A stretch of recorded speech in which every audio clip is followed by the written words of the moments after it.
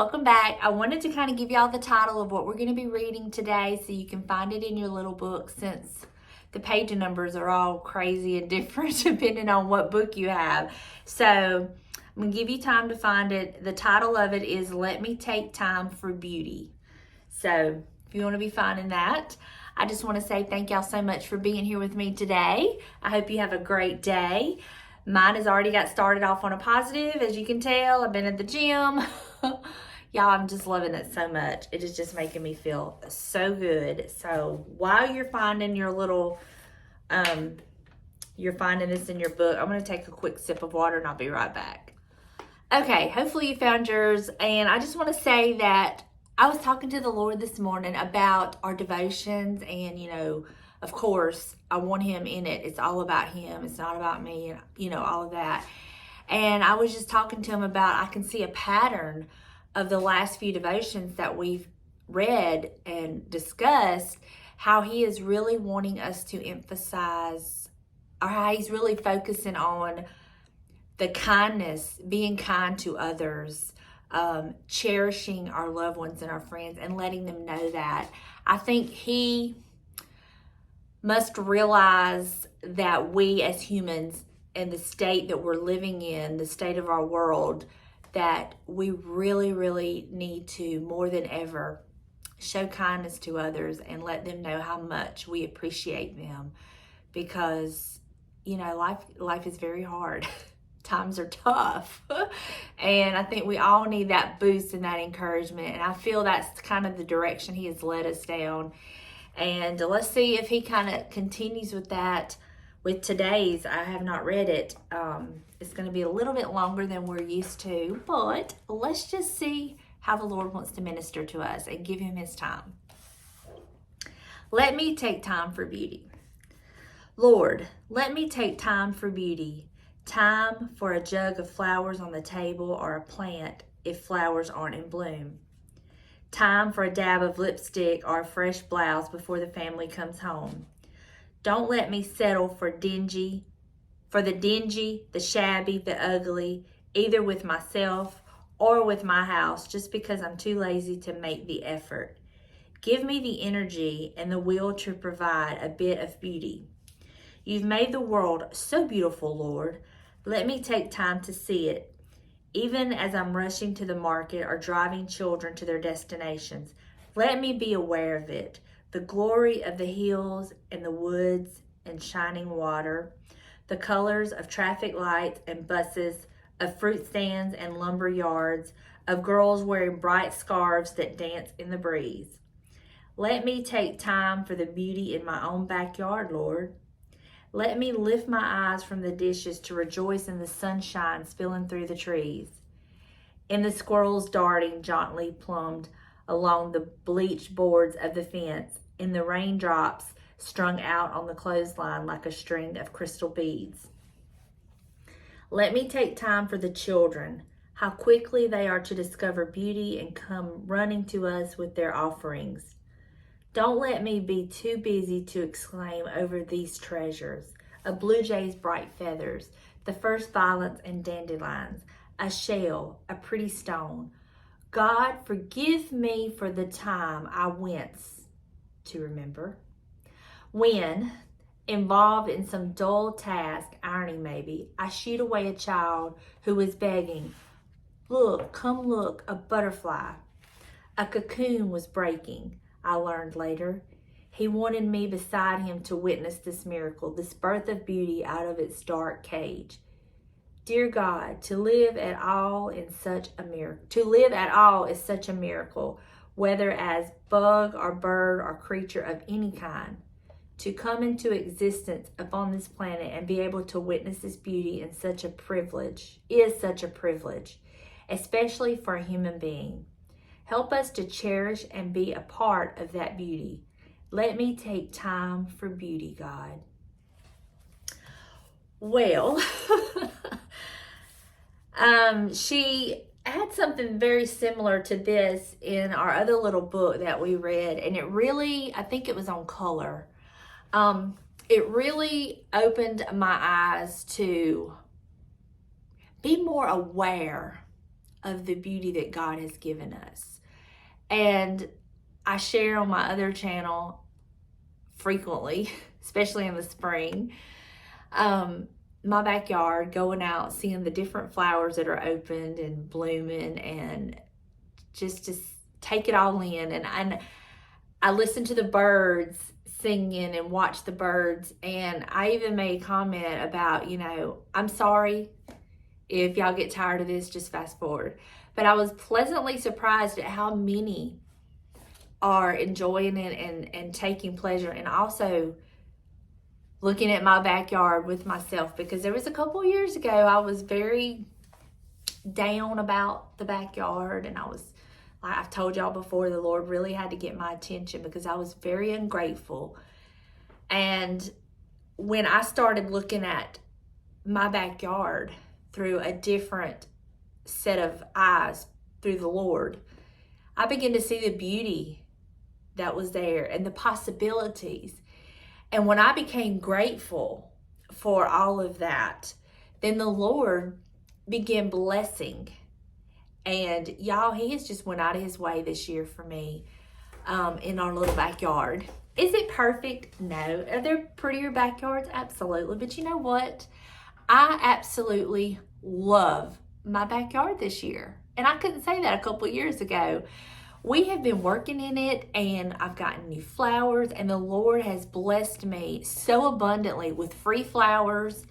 My mother-in-law has just, every time I go over there, she's sending me home with bunches of flowers, trees, a lemon tree, blueberry bush. The Lord blessed me with all that. And then he blessed me at the clearance section of Lowe's with perfectly good plants that were on clearance. He's blessed us with pavers and stones for flower beds. He's put something in James to get started on our deck that we've literally discussed for a couple of years. And I get so excited every morning. I'm like a kid on Christmas. Every morning to get up, to walk outside, to see what's in bloom, see what's happened overnight, to see the beauty that the Lord has just blessed me abundantly with. And I get to walk around out there on the back 40, as we call it. Trust me, it ain't close to a back 40. But you know what? I love my little backyard. And God could have given us a world of just black and white. He could have given us just a world full of just gray matter. He did not have to give us blue skies and green grass and a variety of colors of plants and species of plants. Beautiful butterflies, beautiful birds. He didn't have to do any of that, but he did. And I don't want to take for granted a single second that A, I have eyes to see, and B, the beauty that God has blessed us with. I'm very fortunate to live where I live, that we can ride along the beaches and see the white sand and the waves lapping. We get to walk along the beach and find the pretty seashells. But some of you live in places where you get to see the beautiful mountains and all of the changing leaves of the seasons and the plants. There is beauty wherever you are. You just have to be willing to recognize it and see it. And I encourage you that if you're going through something and you really have not been able to see the beauty of where you're at, maybe you have not the best backyard, or maybe you don't have the best front yard, or maybe you don't even have a yard and you just don't have the nicest little patio. I encourage you to start thanking God for what you do have. And I promise you, he will then start letting you see the beauty of where you're at. And he will then, when you become so grateful with what you have, he will then in turn bless you with more.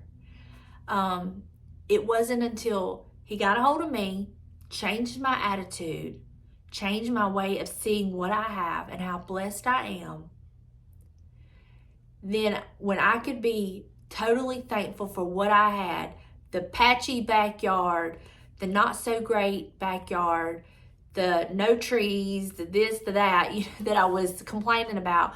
When I became grateful for what I had, y'all, I can look back now and see how he just began blessing. It started with the mother-in-law giving me plants and trees and blueberry bushes. And then Delana and Tyler decided to take up a fire pit that was in their backyard and give us all the little pavers. And then his mom, James's mom, give us pavers and stuff. And I can just see how the Lord just began to bless me. And it was because of a grateful heart and a grateful spirit and a thankful spirit that he was able to bless me, because he knew that if I was going to be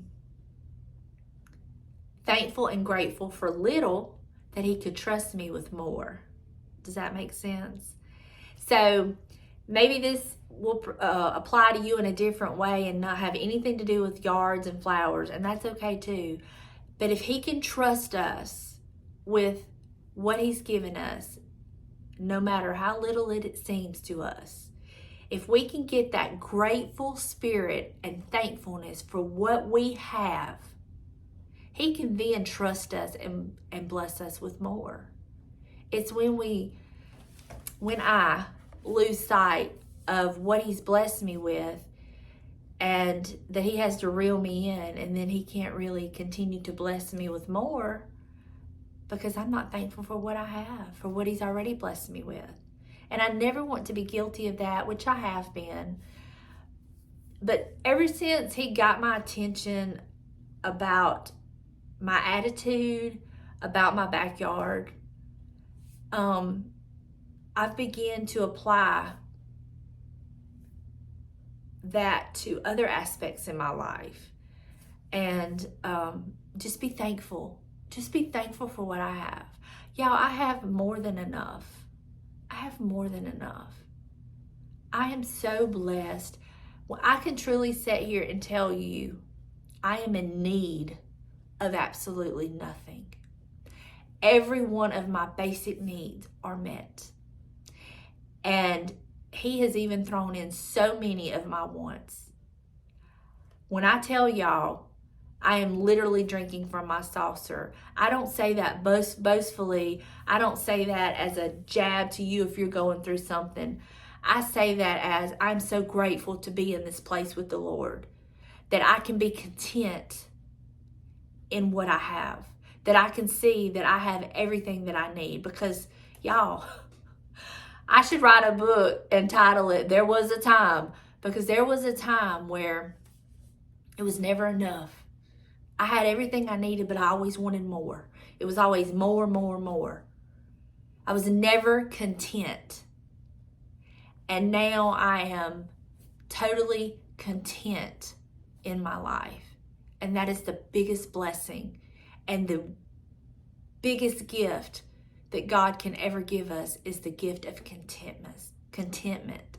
Because if we can be content in what we have, and be so thankful in what we have, and see the beauty in the simple little things that he's blessed us with, that is the truest gift, best gift that he can give us. And I'm so thankful to be in a place in my life where I am truly content. I'm content in my marriage. I'm content in our home. I'm content in where I'm at. I'm content with my life. That is a blessing, y'all, that I don't ever want to take for granted, because it has not always been this way. And I'm so thankful now, not so much then, but I'm so thankful now that I had to go through all of that so I could reach this place in my life. And it's at this place in my life that I can look around and I can see the beauty in the simple things. I can see the beauty. Yeah, I don't like dandelions. They're a pest of a weed. But you know what? I can look at the little flower now and see its beauty. I thank God for that. I encourage you to, if you're in a place where you're not content with your life or where you're at, you can be. I encourage you to just start praying and talking to the Lord and asking him to help you to reach that place of contentment, that place to where you can see the beauty in everything, where you can be content in your life and realize that, yeah, there may be some things you want. There's things I want. But when I stop and pause and think on it, I have absolutely everything I need. Thank you, God, for that. I thank you so much for that. I pray that you're blessed. I pray that you find yourself in a place of contentment, in a place where you can appreciate all the beauty God has given us, whether it be the sunshine or the rain. There's beauty in both. I pray that He bless you so abundantly that you too can say, I am drinking from my saucer because my cup runneth over. I love each and every one of you, and I pray that you have the absolute best day. And I want you to know how much you are loved and cherished by me and by the Lord. I will see you in the next one. Bye, y'all.